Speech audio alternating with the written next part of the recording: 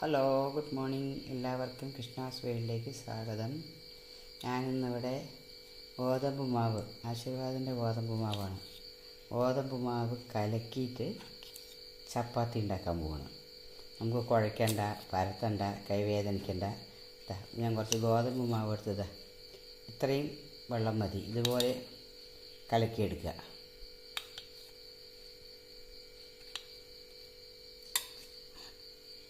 അതിന് ശേഷം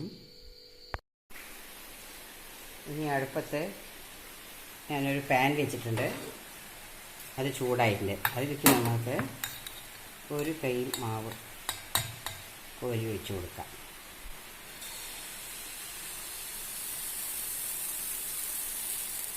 എന്നിട്ട് ഒരുപാട് പരത്തേണ്ട, ഒരു ലേശം കട്ടിക്ക് തന്നെ ഒന്ന് പരത്തിയെടുക്കാം.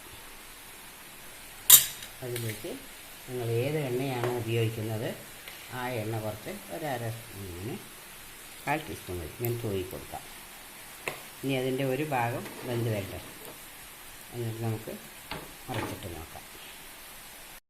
ഇനി നമുക്കിതൊന്ന് മറിച്ചിട്ട് കൊടുക്കാം.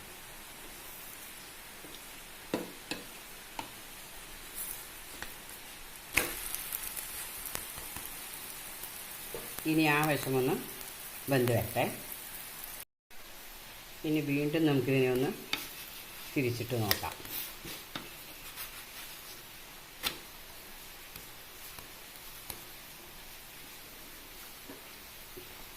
കണ്ടില്ലേ, നമ്മുടെ ചപ്പാത്തി പോലെ തന്നെ ആയി വരുന്നുണ്ട്. വെള്ളം വരുന്നത് നിങ്ങൾക്ക് കാണുന്നുണ്ടോ? അതാ പുള്ളി വരുന്നുണ്ട്. നമുക്കിത് പരത്തണ്ട, കുഴയ്ക്കണ്ട, കൈവേദനിപ്പിക്കണ്ട, പെട്ടെന്ന് തന്നെ തയ്യാറെടുക്കാം. ഇത് നല്ല ടേസ്റ്റുമാണ്. ഇത് നമുക്ക് ഏതിൻ്റെ കൂടെയും കഴിക്കാം. നമ്മൾ ചമ്മന്തിൻ്റെ കൂടെയോ സാമ്പാറിൻ്റെ കൂടെയോ കടലക്കറിയുടെ കൂടെ ഏതിൻ്റെ കൂടെയും നമുക്കിത് കഴിക്കാവുന്നതാണ്. ഇതിങ്ങനെ പൊള്ളച്ച് വരും. ചപ്പാത്തിയുടെ അതേ ടേസ്റ്റ് തന്നെയാണ് ഇതിന്.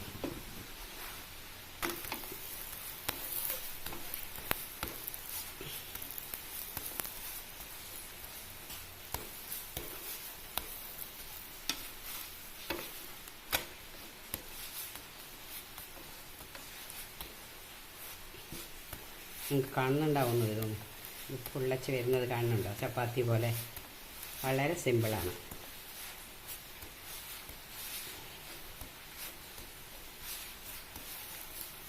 ഒരെണ്ണം റെഡിയായി. നമുക്ക് ബാക്കിയുള്ളത് കൂടി ഇതുപോലെ റെഡിയാക്കി എടുക്കാം. അങ്ങനെ ഗോതമ്പ് മാവ് കലക്കി ചുട്ടെടുത്ത ചപ്പാത്തികൾ ഇവിടെ റെഡിയായിട്ടുണ്ട്. ഇതിന് ചപ്പാത്തിയുടെ അതേ ടേസ്റ്റ് തന്നെയാണ്. ഞാൻ ഇതിന് കോമ്പിനേഷൻ എടുത്തിട്ട് ഞാനിന്ന് സാമ്പാറാണ് നേരത്തെ തന്നെ വെച്ചു. ഇവിടെ പവർ കട്ടാവുണ്ട് അടിക്കടിക്ക്. അപ്പോൾ നേരത്തെ തന്നെ ഞാൻ സാമ്പാർ വെച്ചിട്ടുണ്ട്. അപ്പോൾ ഇന്ന് സാമ്പാർ കൂട്ടിയിട്ടാണ് ഇത് കഴിക്കുന്നത്. ഇത് സാമ്പാറും മുളക് ചമ്മന്തി, ചട്നി, കടലക്കറി എല്ലാം തന്നെ നല്ല ചേർച്ചയാണ്. ഞാനൊരു സ്പെഷ്യൽ മുളക് ചമ്മന്തി അരയ്ക്കാറുണ്ട്. ഇന്നിപ്പോൾ സാമ്പാർ വെച്ചതുകൊണ്ട് ഞാൻ അതിന് തയ്യാറായിട്ടില്ല. നമുക്ക് ഈ സാമ്പാറും കൂട്ടിയിട്ട് ഇതൊന്ന് കഴിച്ച് നോക്കാം. എല്ലാവരും ഇതൊന്ന് ട്രൈ ചെയ്ത് നോക്കണേ. വളരെ സിമ്പിളാണ്. നിങ്ങൾക്ക് പെട്ടെന്ന് ജോലി തീർക്കാൻ സാധിക്കും. ഇഷ്ടപ്പെട്ടു എന്ന് കരുതുന്നു. Okay, thank you for watching.